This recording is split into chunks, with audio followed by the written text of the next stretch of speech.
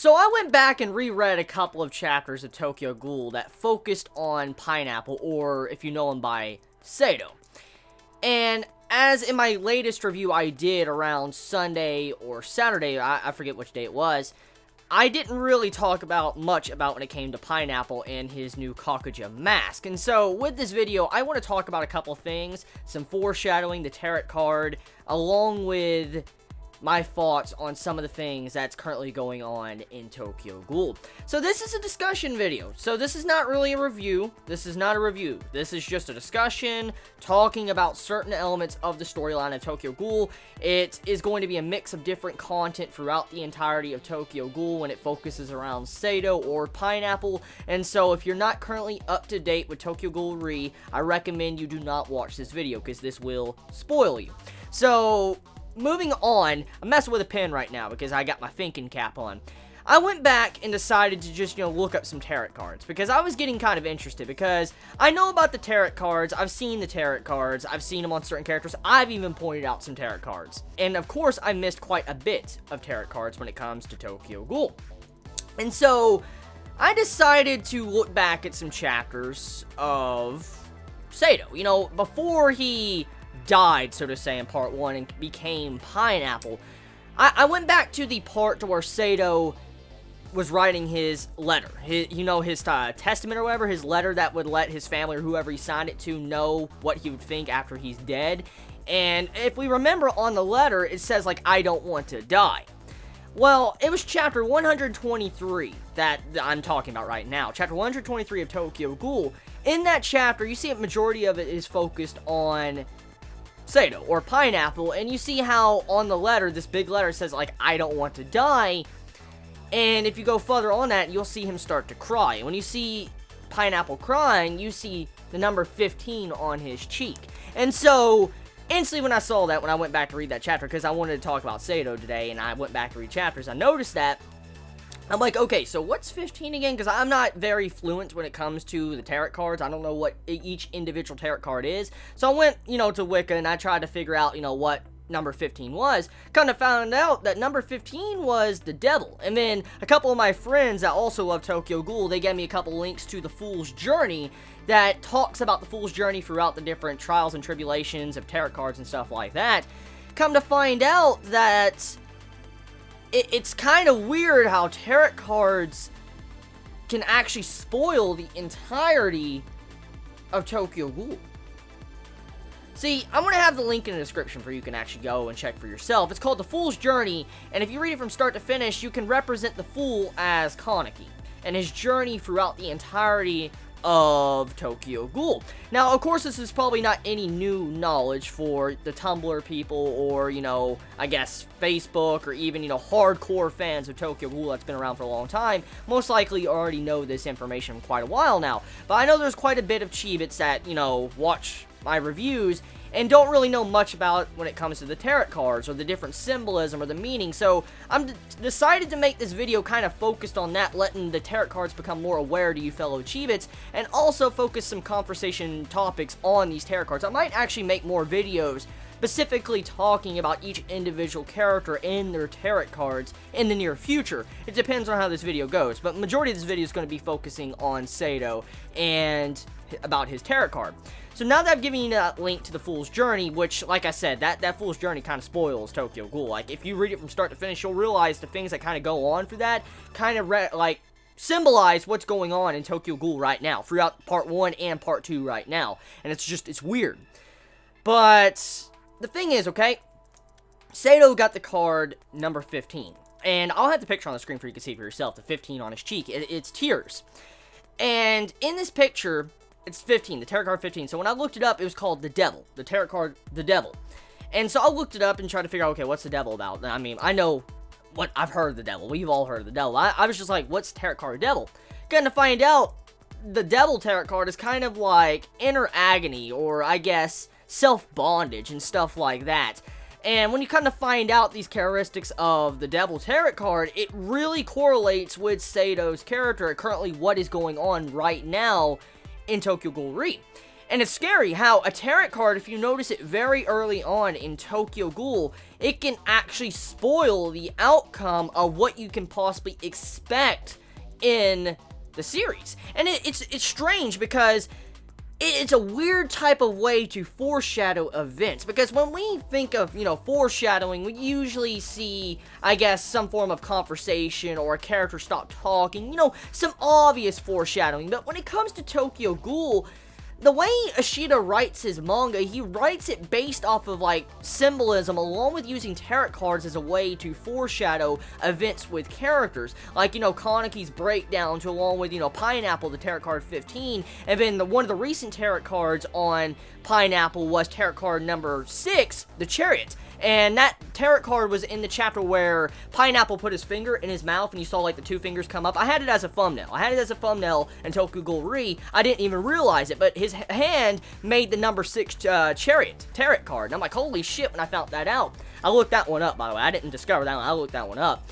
And when I saw that, I was like, oh my fucking god. So, just to see how Ishida puts so many different tarot cards on different characters and lets us know what is currently going on in their mind without even saying any words is a feat that I don't think many mangaka have ever experienced, or I guess tried to go into. And I feel like that's what actually sets Ishida's manga Tokyo Ghoul off from other series that I have read, because, I love my Taizai. I've talked about that quite a bit, and I love the writing of Taizai, the way everything has pretty much been fucking foreshadowed, but it's so scary to see how Pineapple's character was foreshadowed in chapter 123 of Tokyo Ghoul. 123, that's a fucking long time ago. That is a long time ago. And it gets scarier when you start, really factoring in a lot of these different tarot cards. Now, thing is, okay, when it comes to Tokyo Ghoul, recent events,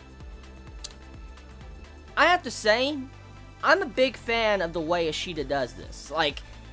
If you're not looking for it, and if you're not really paying attention to the panels, and looking at the way the art is done, you're going to miss tarot cards like crazy. You will. I miss them, and I fucking color panels, and I miss the shit. There was supposedly a tarot card on Kaneki in this latest chapter. There was a tarot card on him. And I'm like, what? Yeah, I fucking missed it, and supposedly it was on the Kaneki I colored as a thumbnail. So, yeah, it's crazy how Ishida does it. So, I need to start becoming more aware of this stuff. I really do. I really need to buckle down and look for these tarot cards, because to see how some of these really go more in depth with the writing along with the characters, like for instance Pineapple, it's scary. Now, as I said earlier on in this video, the tarot card Devil that represents Seidou, it's self-bondage. And if we look at it right now, Pineapple is in self-bondage, because at the moment he's got a lot of power. He's very strong. He's unbelievably fucking strong. I mean, if you look at Pineapple in recent chapters, and he's in self-bondage. He is. If you think about it, because if he wanted to, he could escape. If he tried. So, it's crazy. And that was foreshadowed in chapter 123. And then on chapter 141, which I looked up, too. I looked up this one. On chapter 141, Seidou got the number 6 in his blood. Like when he got killed, like in part 1, or well, he didn't really die, as we know. But when we thought he got killed in part 1, in his blood, there was a number 6. Yeah. Interesting. Okay, so now that I've gotten that, and I've talked about that, which, like I said, I'll make more videos discussing tarot cards more in depth later on, and the Fool's Journey in general. I do want to talk about the Fool's Journey, because that's definitely a good video discussion I want to talk about. Let's talk about the recent events and what happened in the chapter of Tokyo Ghoul. Since I neglected to kind of talk about them, I want to kind of mention them. In the chapter, which I reread a couple times, I reread it again today just to make sure I got a full grasp on what was really going on once again, because it's been a couple days. In the chapter, you see Seidou go into Kakuja mode, and you see the mask. It looks very similar to Owl's Kakuja. Some could say it's similar to Centipede, but obviously the design looks a lot like Owl. And as we know, the Kakuho is inside a pineapple. It's been kind of already hinted at, and it's kind of fucking obvious that, you know, the Kakuho of Al is inside of Seidou. And so, of course, he would kind of have a Kakuja. And from what we can assume from the way the chapter is described in those certain segments with Seidou, is that Seidou hasn't ate humans to get his Kakuja. As we know, Kakujas are formed from eating other ghouls, or, you know, eating people. And I don't know why I said humans, please forgive me for that. Kakujas are formed from eating other ghouls. And from what we can assume from that is he didn't really eat ghouls to get a Kakuja. We can say he might have, it's not completely confirmed, but his actions in the latest chapter kind of go against that. The Kakuho transplant might have given him the owl's Kakuja. It might have. And so, in the chapter, you see how he doesn't have full control of the Kakuja. He slams his head on, you know, a surface in the chapter, like in the middle part of the chapter. He slams his head to try to get back control. So clearly he doesn't have full control, and it kind of confirms the suspicion that a lot of readers have had with Kakujas, that half Kakujas, you know, can't be controlled. You have to have a full Kakuja to be able to control it, because, you know, it makes you go kind of insane. And that's what we can assume in the chapter, because it's not just Kaneki now that was, you know, crazy with Centipede mode. It's obvious now that Seidou is exactly similar, because he didn't have a full body Kakuja. Now the thing is, okay, getting a little bit further in depth, also, from what we can see from the latest events in Tokyo Ghoul, Seidou is obviously one of the most tragic characters in the series. Obviously one of the most, because let's factor in some of these points. Kaneki was tortured for 10 days, like 10 plus days, and his hair went white, which is very obvious if you're under that type of torture. But let's look at the differences. Pineapple, or Seidou, was tortured for 3 years. 3 years. Give or take a couple days, you know, I guess take away a few days, maybe, you know, 2.5 years, okay? Let's just say 2.5 years. Even if it was just 2.5 years, or even a year, that's way longer than Kaneki ever was. And in terms of tragedy, I guess Kaneki has more of a tragic character with what goes on around him. But when it comes in terms of torture and madness and straight up abuse someone has had to deal with, I feel like Seidou has had to deal with a lot more. Especially looking at present events in the series. And so, I see some Chibi say that, like, Seidou needs to just get the fuck out of here. Like, he's kind of terrible and stuff like that. And I'm looking at it like, Seidou's a really good character. He's a very good character, because he's very similar to Kaneki, how Kaneki was kind of in part 1. Very similar in some ways. Not exactly. He's not a carbon copy. He's not like fraud Kaneki of Urei. You know, Urei trying to be a fraud Kaneki. But, yeah, the way you see it is that Seidou, he's a very good character. And the way he's gotten fleshed out in Tokyo Ghoul is something I really like about Ishida's writing. He really knows how to focus on certain characters to really get you to like them, and develops them in certain ways. The only character I could say that hasn't gotten the most, like, it has gotten development, but hasn't got the best development, because in recent events of the manga, the character's kind of been casted to the side. I would have to say it would have to be Toka.